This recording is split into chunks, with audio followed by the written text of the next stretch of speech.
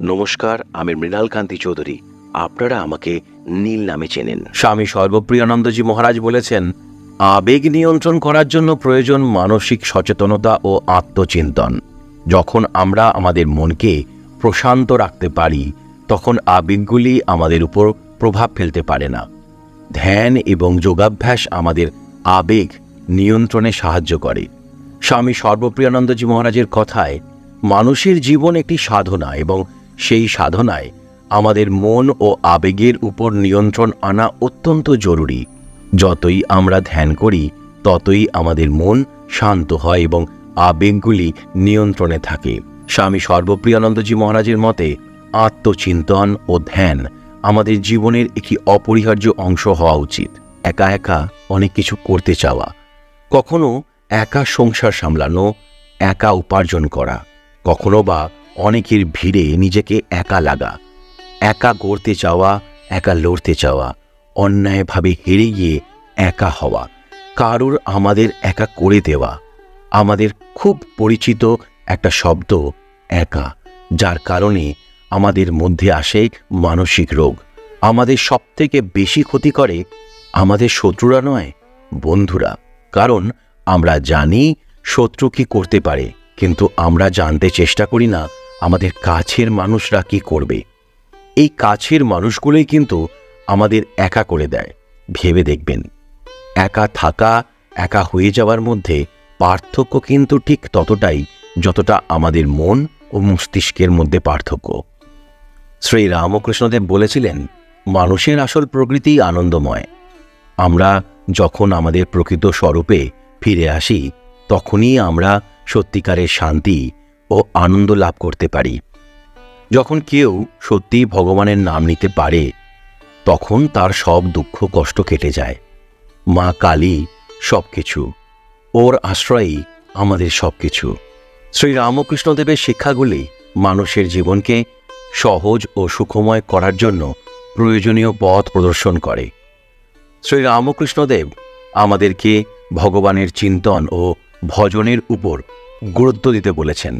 তাঁর মতে, যখন আমরা ভগবানের চিন্তনে মনোনিবেশ করি, তখন আমাদের মন শান্ত থাকে এবং আবেগগুলি নিয়ন্ত্রিত হয়। যখন তোমার মন কষ্ট পায়, তখন ভগবানের নাম নিয়ে প্রার্থনা করো, তাতে সব কষ্ট দূর হবে। এইভাবে শ্রী রামকৃষ্ণদেবের দৃষ্টিতে ঈশ্বরের চিন্তন ও ভজন আমাদের আবেগ নিয়ন্ত্রণের মূল মন্ত্র। মা সারদা বলতেন, জীবনে সমতা বজায় রাখা খুব জরুরি।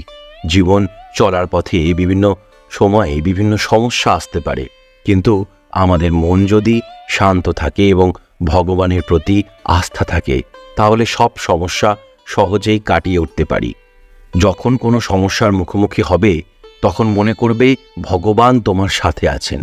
যতই কঠিন পরিস্থিতি আসুক না কেন, ধৈর্য ও শান্তি বজায় রাখতে হবে। তিনি মনে করতেন যে ভগবানের প্রতি সম্পূর্ণ বিশ্বাস রাখতে পারলেই আমাদের আবেগগুলি স্বাভাবিকভাবেই নিয়ন্ত্রিত হয়ে যায়। মা সারদার দৃষ্টিতে জীবনের প্রতিটি মুহূর্তে ধৈর্য ও শান্তি বজায় রাখা অত্যন্ত গুরুত্বপূর্ণ।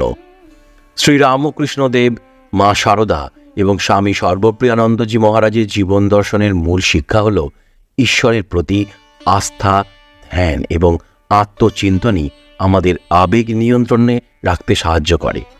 তাদের মতে, জীবন একটি সাধনার পথ, যেখানে আবেগ নিয়ন্ত্রণ একটি অত্যন্ত গুরুত্বপূর্ণ অংশ। ঈশ্বরের চিন্তন, ধৈর্য এবং মনকে প্রশান্ত রাখা, এই তিনটি জিনিসই আমাদের জীবনকে সহজ ও সুখময় করতে পারে।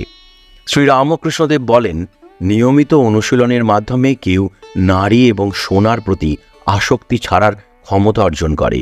মা সারদা শিখিয়েছেন, সব কিছু মনের উপর নির্ভর করে।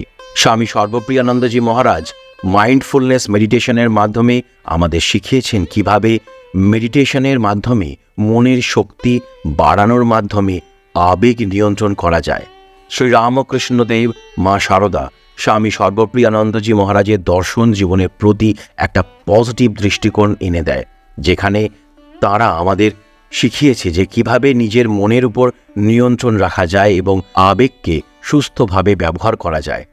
তাদের বাণী আমাদেরকে শিখিয়েছে যে কিভাবে নিজের অন্তরাত্মাকে চিনব এবং তার সাথে যোগাযোগ স্থাপন করব।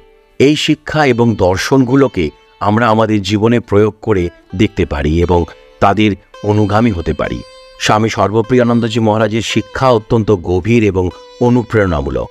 তিনি অদ্বৈত বেদান্তের উপর বিশেষজ্ঞ এবং তাঁর শিক্ষা মূলত উপনিষদের দর্শনের উপর ভিত্তি করে। অদ্বৈত বেদান্তের মাধ্যমে স্বামী সর্বপ্রিয়ানন্দজি মহারাজ আমাদের শিখিয়েছেন যে আত্মন মানে সেলফ এবং ব্রহ্মণ মানে ইউনিভার্সাল কনসাসনেস এক। আমাদের ট্রু নেচারের রিয়েলাইজেশনের মাধ্যমে আমরা আবেগ এবং মনের উপর নিয়ন্ত্রণ পাই। স্বামী সর্বপ্রিয়ানন্দজি মহারাজ প্রায়শই আমাদের আবেগ এবং চিন্তাভাবনাকে নিয়ন্ত্রণ করার উপায় হিসাবে আত্মসচেতনতা এবং মননশীলতার গুরুত্ব সম্পর্কে কথা বলেছেন। তিনি অহংয়ের বাইরে আমাদের সত্যিকারের আত্মাকে উপলব্ধি করার জন্য ধ্যান এবং স্ব-অনুসন্ধানের অনুশীলনের উপর জোর দেন। স্বামী সর্বপ্রিয়ানন্দজি মহারাজ এও শিক্ষা দেন যে আমাদের চিন্তাভাবনা এবং আবেগের অস্থায়ী প্রকৃতি বোঝার মাধ্যমে আমরা সেগুলি থেকে বিচ্ছিন্ন হতে পারি এবং অভ্যন্তরীণ শান্তি এবং স্থিতিশীলতার অবস্থা অর্জন করতে পারি।